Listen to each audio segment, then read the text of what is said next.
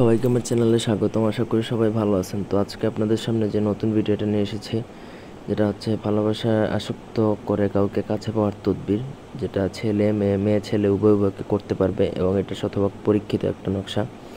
তো সবাই ভিডিওটা শুরু থেকে শেষ পর্যন্ত দেখবেন এবং আমার চ্যানেলটি অবশ্যই সাবস্ক্রাইব করবেন। ব্যক্তিগত যে কোনো কাজের জন্য অথবা বইয়ের জন্য বা বান জাদুটনা ইত্যাদি বিষয়ক কাজের জন্য স্ক্রিনে দেওয়া নাম্বারে ইমোতে অথবা সরাসরি ফোনে কথা বলে যে কোনো কাজ করাতে পারবেন, দেশে বা দেশের বাইরে থেকে।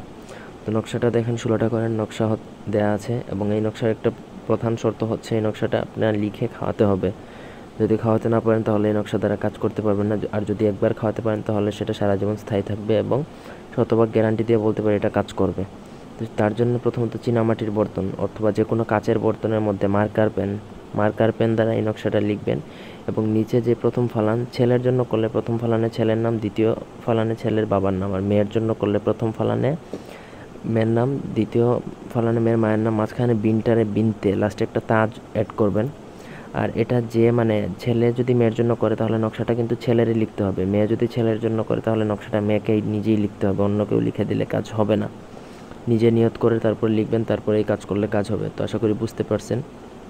চীনামাটির বর্তনে মার্কার পেন দ্বারা লিখবেন যাতে লেখাটা স্পষ্ট হয়। অন্য কোনো কালি দ্বারা লিখলেও হবে, যদি আপনারা লিখতে চান বা লিখতে পারেন তাহলে লিখতে পারবেন, সমস্যা নেই। তো আশা করি বুঝতে পারছেন পুরো বিষয়টা। তবে এটা কোনো আরেকটা শর্ত হচ্ছে, এটা কোনো খারাপ উদ্দেশ্য নিয়ে কাজ করলে উল্টো ক্ষতি হবে। কোনো খারাপ উদ্দেশ্য নিয়ে কাজ করবেন না।